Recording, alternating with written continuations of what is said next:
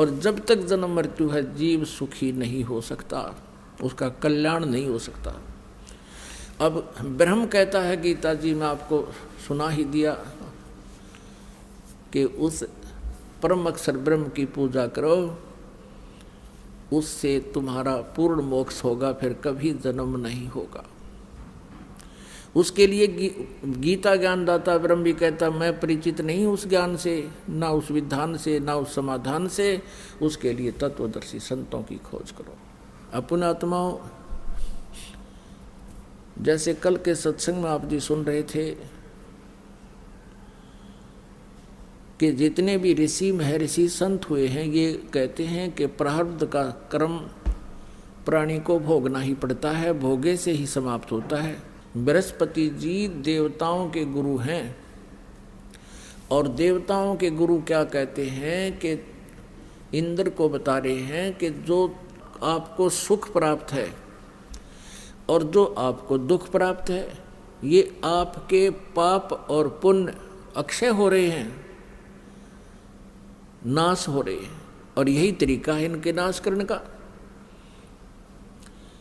जैसे आप सुखी हो तो आपके पुण्य नाश हो रहे हैं, उनका भट्ठा बैठ रहा है पुण्यों का, और यदि आप दुखी हो तो आपके पाप नाश हो रहे हैं। ये प्रोसीजर, ये प्रोसेस बताया इन्होंने, लेकिन ये है इनका अपना लोक वेद। न ये वेदों का ज्ञान है और न ही ये कोई और अन्य किसी जिसने परमात्मा प्राप्ति की है उस महापुरुष का विधान है। वेदों में लिखा 8वें अध्याय के 13वें श्लोक में मंत्र में यजुर्वेद में कि परमात्मा तो घोर पाप का भी नाश कर देता है।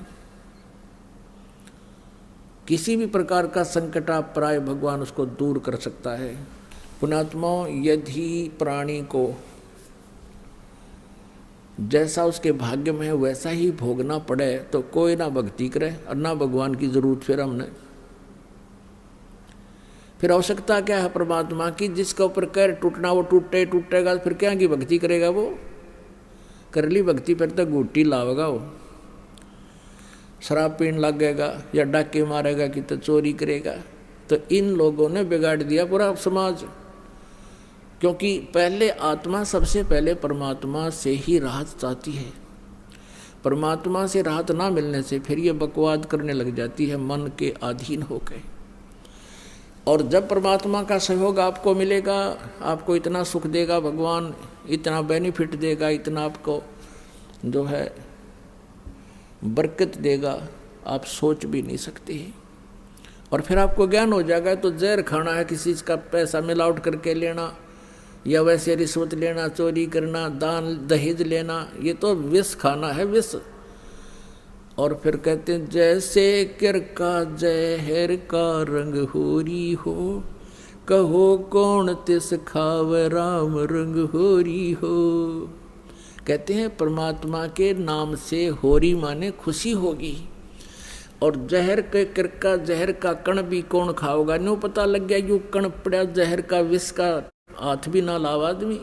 तो ये जो भी आज आप अज्ञानतावश ये रिश्वत लेते हो, चोरी करते हो, किसी और से धन लेकर नहीं देते हो, इस आध्यात्मिक ज्ञान से आपको पता चलेगा ये विष खा रहे हो, विष। और फिर इस जहर ने कौन खाएगा? छुआ भी कोई नहीं, दूर का जागा, आग लगे कि क्या पता कैसा धन है ये। और अब बक्से को ना ट्रंक का अंदर से दुरियान तोड़ के काट ले जाए।